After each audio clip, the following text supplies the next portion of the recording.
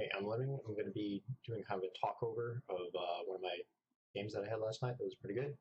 Uh, General ideas to talk about strategies, what I'm thinking about, what I should have been thinking about, what I did right, what I did wrong. The idea is to get a bit of a better understanding both for myself, trying to analyze one of my games, and hopefully give people who haven't played so much or don't really understand what's going on in all the matches a little bit of better idea of what for me, for example, what I'm thinking, what I'm trying to do, what my goals are.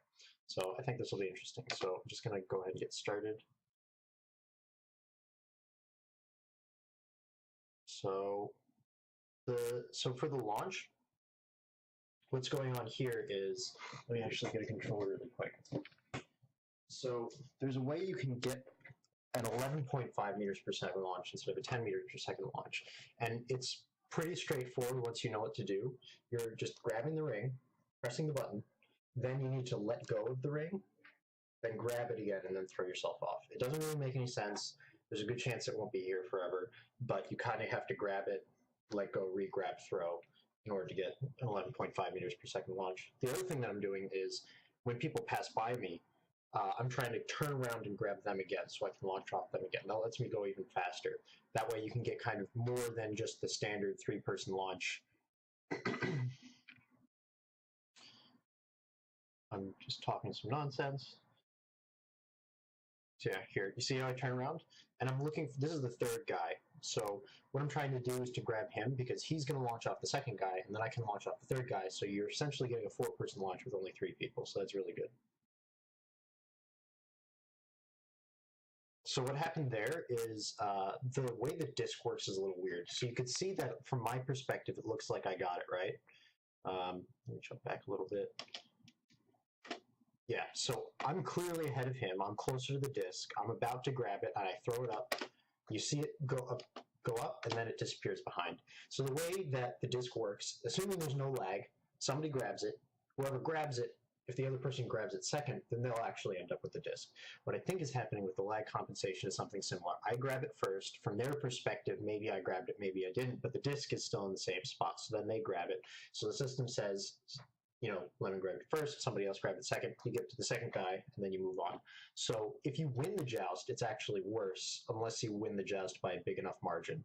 So you'll see sometimes if I think I'm fast enough, I might go for it. I might go for it anyway. I might hit it with my head or something. But that's why that happened there. And see, I'm complaining about it. I'm not surprised. So right here, so you see what happened is the guy didn't clear it immediately. He was looking for somebody to pass to, which is normally what you want to do. But because the other guys were there, they were able to grab him. And I think they score here. Yeah. So you can see there that the positioning is super important. He didn't know that anybody was on him because we didn't tell him. So that was a mistake on our part. See, I just said nice. I didn't say he's on you or anything like that. So if he had known that somebody was right there, he might have been able to clear it out. So the communication is really important.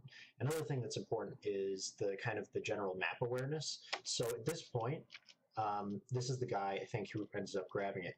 You can see he's not necessarily looking at the other guys. He was ahead. He didn't know where they were.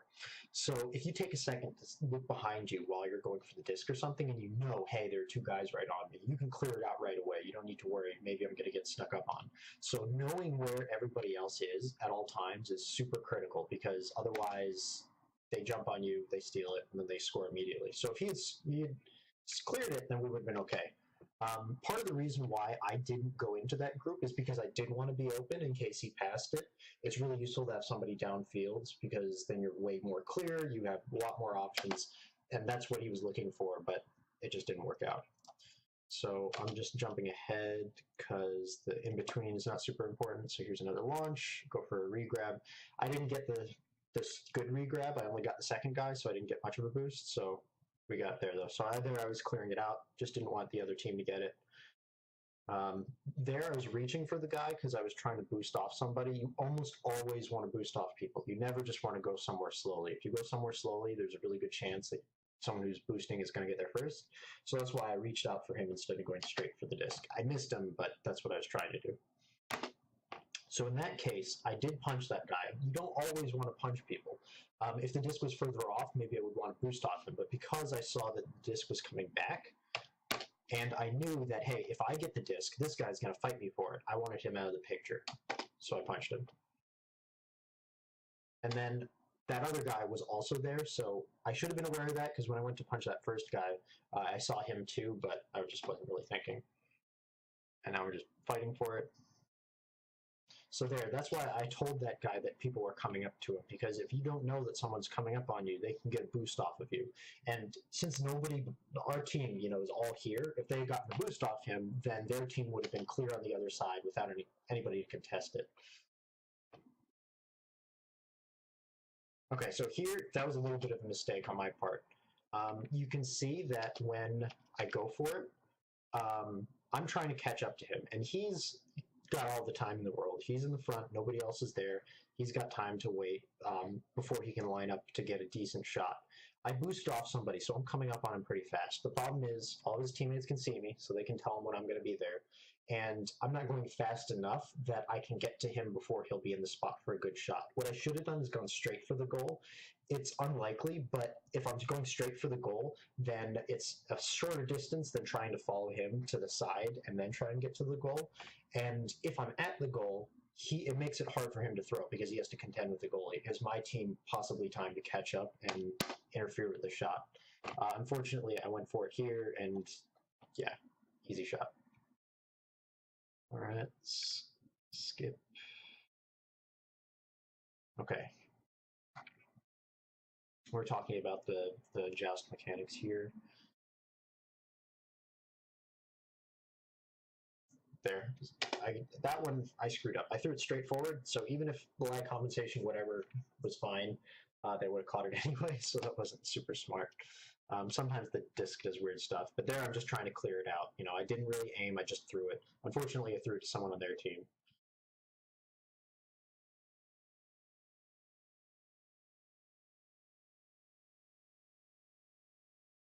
Just trying to get the disc, just trying to clear it. Nothing complicated about this part.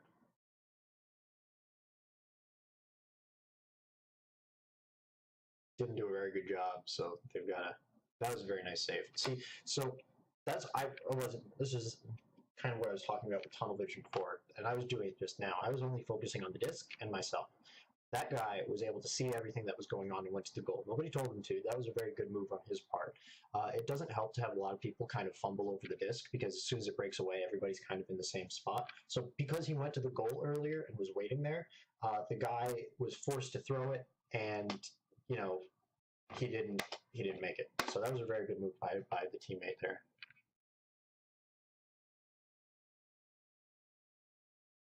Yeah. So there, at least he didn't get the boost. He just punched him. So there, yep, that was pretty straightforward. Just going for the disc, I was in a good spot. I was able to score because I was able to launch off somebody. And a few little things worked up there. Because I warned him.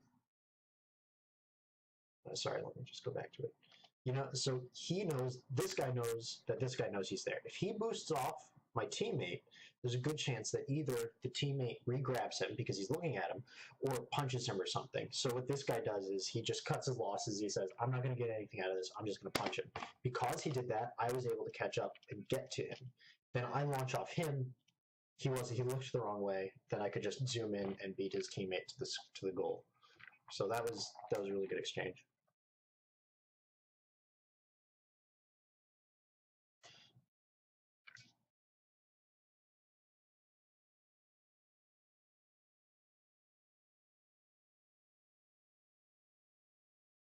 So there I was talking about if you do a quad launch, if I launch first, my teammate launches off me, the third guy launches off him, I grab that third guy and throw off him. I've been calling that a quad launch. Because of the way the lag compensation works, I'll get there ahead of the other guy, but we're all moving so fast that the window that everybody tries to grab it in is really small. So if I grab it and then try and throw it, the guy behind me also tries to grab it. Sometimes the disc will, it decides too many people grab me at once, I'm just not going to move at all, and then it teleports back to the center, which is really fucking bad because everybody's, boosted way past it. So sometimes it helps to say, hey, I'm going to get it, I'm going to grab it. Don't second grab it, or that'll happen.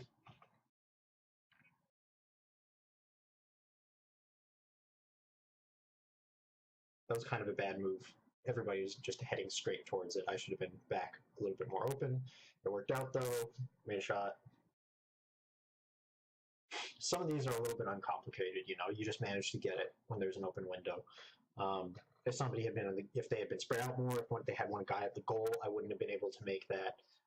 Those are the shots that you can really only make when the goal is completely uncontested, and usually it helps to have a goalie just for that reason, so that I can't just make a straight shot. I might need to do a bank. I might need to get closer and try and throw it right above them or right below them, and that's the function of the goalie, is to make those shots impossible.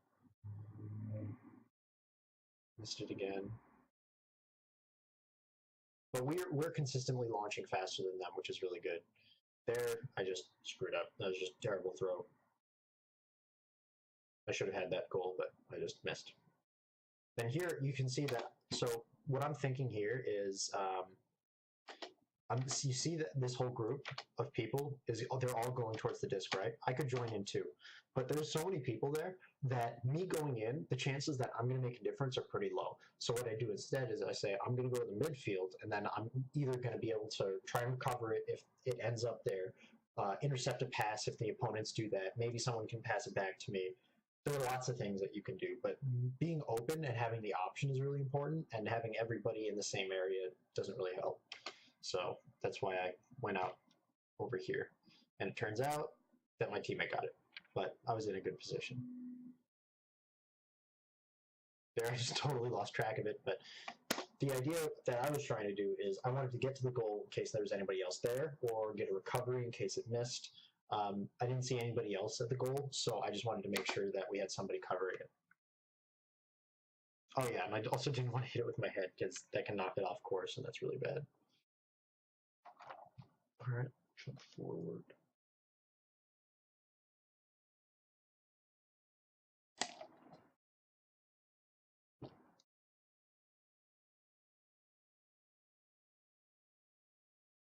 Yeah, so I said I got it, but the voice also delays, so he probably didn't hear it in time anyway. So this is something that I kind of hope they change, because once everybody's good and everybody's just booking it straight there, the way that the joust works out a lot of the time is pretty unsatisfying. So I hope that they work on that. But I got a good recovery of it, and I got it stolen because I wasn't paying attention. And I got punched. And here, yeah, this is one of the most critical things, is that slow boating is terrible. It's so bad. The disc is all the way over here. Their guys already went off. We have no chance of recovering it if we just boost over. So what my instinct is to say, hey, I need to find a teammate. I need to boost off somebody, or somebody needs to boost off me. So that's why I went for him, tried to get him to boost off me. He didn't go for it. But yeah, that's the idea, is that you never want to just go slowly towards anything if you can help it.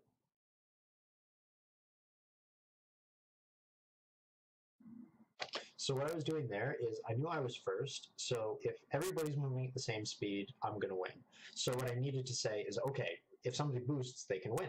So I was keeping my eyes behind me to try and say, is anybody trying to boost towards me or past me? I want to be able to catch them and either punch them or launch off them so I can be first. Unfortunately, I just missed, but that's what I was trying to do. It's really useful to look behind you. This is kind of one of the points that I brought up earlier, is being awareness of where everybody is. It helps you out of so many situations, that you know the right thing to do, the right place to go. So looking behind you is a really important skill that kind of takes a lot of thinking to break out of, because normally you see the disc, you just got, I'm going towards the disc, but you need to take some time, look over your shoulder, check out what's going on, especially when you have a few seconds. Like, I wasn't going to reach the disc anytime soon, so it didn't hurt to look around. So what's happening here is interesting. I'm on the floor, and these guys are both coming for me. So what you can do, especially since I'm upside down, so I can reach the floor, and juke back and forth. And if they try and grab the ceiling, it's kind of awkward. So what I'm doing here is I'm trying to say, okay, two guys are on me. There's not necessarily anything I can do to get closer to the goal, but it'll take them forever to catch me. I can just jump back and forth along the floor. They have to chase me, so I'll just move in a new direction every time they start coming towards me. So this gives my team a lot of time to get into a position where either I can toss it to them, or maybe they can punch one of these guys and clear a path or something. This is a tactic that is not meant to score directly, but it delays the situation. I've got two guys on my one guy, so that gives my teammates an advantage to their one teammate. So this is buying us time and allowing us to get into position. If I just chill there forever, eventually they're going to steal it from me. And if I try and make positive progress in a certain direction, they can cut me off. So, but that's what this is about. This is about stalling, trying to get into a better spot. So I should have passed it to this guy. I tried to pass it to this guy. I'm not sure if I got tunnel vision or I was just panicking or whatever, but he was not really looking. This guy was, and this guy was also traveling this way. And because this box is in the way, I can't pass it to where he's going anyway. I should have passed it to him, but it was a good. These guys made a good move by getting open behind the goalie. So if I pass it to one guy, the other guy can jump in and punch him. So it was a good setup by my teammates, but I didn't take advantage of it very well. And as a consequence, we lose it and it gets cleared back to our side.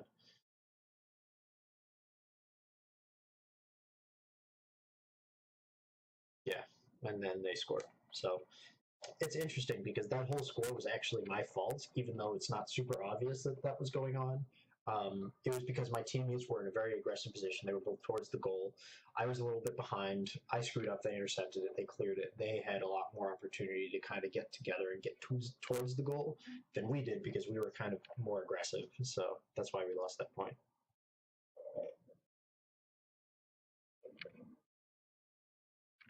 I cry a little bit to myself.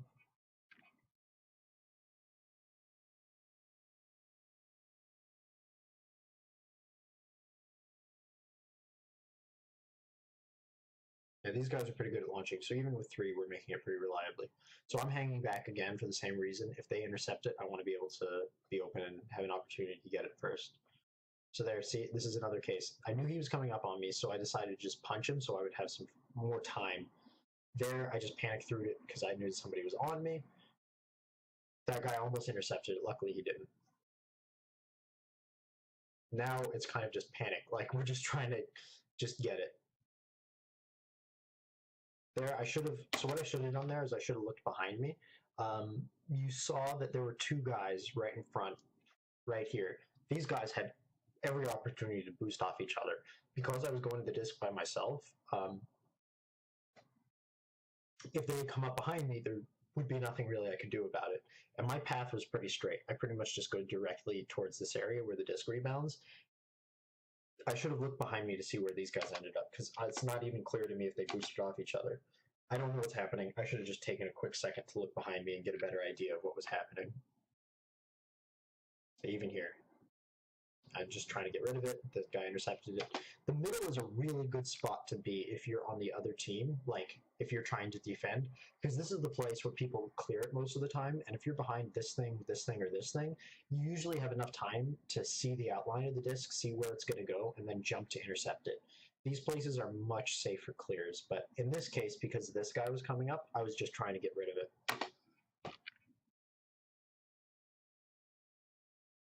And that guy just threw it because he saw one of my teammates coming up on him.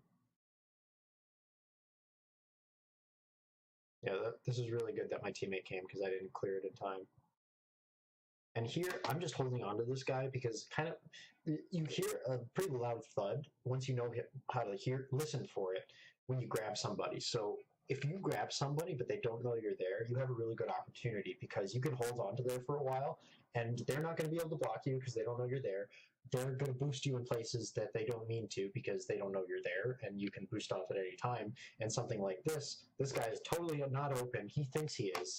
He's trying to go for the disc, but I just get a boost off him. Unfortunately, the disc was going the wrong way, but that's kind of like not being noticed is a really good resource. The element of surprise is super important, and this kind of goes back to the awareness. If you see 2 guys on the other team and you don't know where the other guy is, he could be on your back, and he could be screwing you over. So that's also something worth checking for.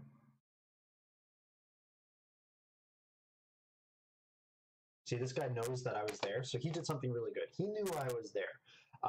He couldn't necessarily punch me, but what he's doing is the disc is all the way over here on their side of the map, but he's not boosting towards it, because if he does, then I can throw off him and get a lot of speed. So what he's doing by staying here is he's stranding me on this part of the map with him. So this is really smart because he's not going to be able to get there fast because he has no one to boost off of, but at least he can stop me from joining the fight. So this was a really good move by that guy.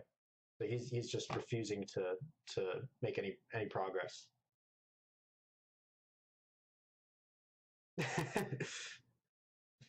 I held on to it a little bit longer than I think he thought I would. So you could hear, this is the sound that is when someone grabs you. Let me raise the volume a little bit just so that you can hear it. Actually, a second before that. Do you hear that after the 2 boosts? It was dunk. That thunk noise is something you've really got to pay attention to and learn, because it's really important for telling you, hey, someone's on you. Thunk and then punched immediately. So if you hear that thunk, you might want to just go for a quick block a lot of the time, because chances are they're either going to throw off you or punch you. And if you can't see them, it usually doesn't hurt to just block instinctively. That was really lucky that they didn't score, because I think that would have won the game for them. So here I'm just trying to clear it, and I clear through the side because the center is usually gummed up. So yeah, this was a super good game. Everybody was really good. People were going to get open. People were covering the goals when they should. People were boosting all over the place. People were punching. This is kind of like, there's so much going on that even looking back at this, there are times when I see, oh, I should have done this, I should have done that. So super close, 9-8. These guys were all great. I've played with them a bunch since then, and yeah. So I'm going to be playing more. I hope this helped out. It helped me out definitely to kind of think about things and analyze things. I think I'm going to try and turn around more, have a better sense of where the opponents are, because I've definitely lost a few games today where I was kind of tunnel visioned. Especially towards the end of the game, where we're ahead and we're like, all right, we just got to get the disc, we got to get the disc, and not paying attention to where the other team is. That gives them so much opportunity to outmaneuver you. So that's something I'm going to work on. Anyway, thanks for watching, and I'll see you guys.